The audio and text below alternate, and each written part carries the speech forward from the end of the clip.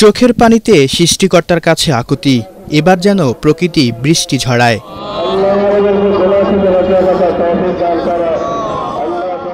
তাই লালবাগের শহীদ হাজী আব্দুল আলিম মাঠে ইস্তিসকার নামাজে প্রার্থনারত হাজারো মুসল্লি।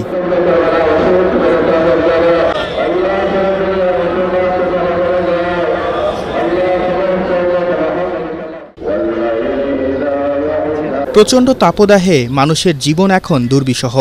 এ থেকে পরিত্রাণ পেতেই এমন ইবাদতে হাজির হন ধর্মপ্রাণ মুসল্লিরা।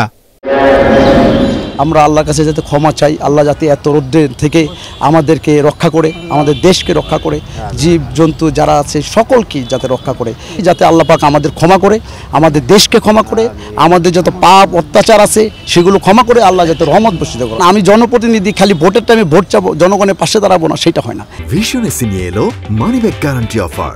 1 মাস ব্যবহার করে সন্তুষ্ট না হলে সম্পূর্ণ টাকা ফেরত।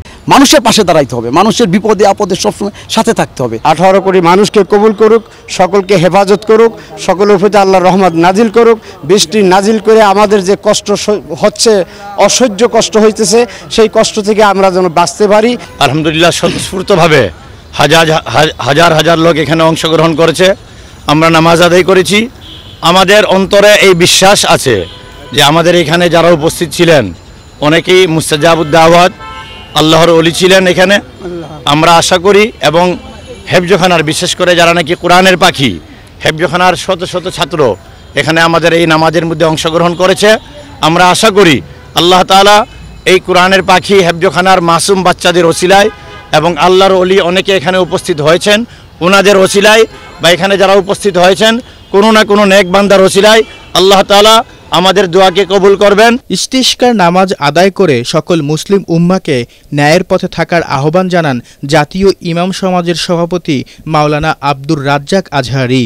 আমাদের নিজেদের গুনাহের কাজ, নামাজ বর্জন, নামাজ পরিত্যাগ করেছি, গাফিলাতি আর বিশেষ করে ঘুষ খাওয়া, আল্লাহর কাছে আমরা ইস্তিসকার নামাজ আল্লাহর নবীর শিক্ষা মতো আমরা আদায় করলাম। এইটা আল্লাহর রহমতের বৃষ্টি যাতে আল্লাহ দয়া করে না দেন, আমাদের মাপ এবং সাফ করে বাংলাদেশকে আল্লাহ রহমতের দ্বারা হেফাজত করে।